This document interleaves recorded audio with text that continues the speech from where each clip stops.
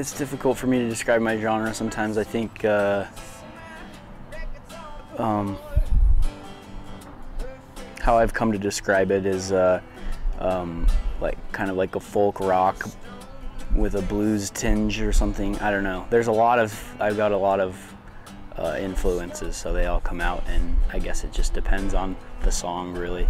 The guitar is my main weapon of choice, and I do play the bass too because it's fairly similar, although I do tend to play it like a guitar. And then I've been trying to teach myself piano and drums recently too, so that's pretty much it for now.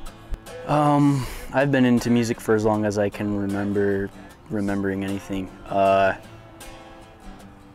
It's always been a big part of my life. Like, my mom really stressed the importance of learning music as just a form of educating her kids, and so I grew up listening to like all the classical stuff, and she would play opera for me and everything. But I think that the first time I started playing music was I was about 7 or 8 when I first picked up like a classical nylon guitar and started learning that a little bit, and yeah, so ever since then, I guess. Okay, so the first time that I ever played a song in front of people like a song that I wrote, was I was taking a songwriting class at Salt Lake Community College, and we wrote a song as our final assignment, and then we like kind of had like the showcasing of playing it in front of like this huge crowd of people or whatever, and it was very nerve-wracking. I'm not the kind of person who enjoys the limelight at all, really, so it's like I'm a very introverted person, and I don't really like thrive off of attention at all, so it was an interesting experience for me, but it was really cool. I ended up nailing the song, and I think I even kind of harnessed the nervousness a little bit to kind of like enhance the passion a little bit in the song. So that was, I guess learned how to do that a little bit in my first performance, and I think it turned out pretty good. So I had to work on my stage performance a little bit for sure, but the song turned out all right. My worst performance ever was a house show in California where they're kind of raising money for some kind of mission trip, and one of my friends asked me to play, and I agreed to play. And it was just like I was supposed to do like 4 songs. It was just me and my guitar, really not that stressful. There were not that many people there and everything, but there was a girl that I liked at the time who was there, and she was also a songwriter, and she was playing there. And I forgot my lyrics because she made me nervous.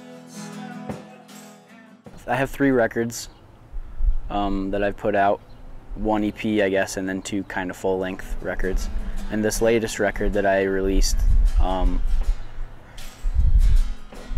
the way that it was kind of started out is, well, I'm constantly making music, but I kind of have been trying to like do different things with my music and stuff.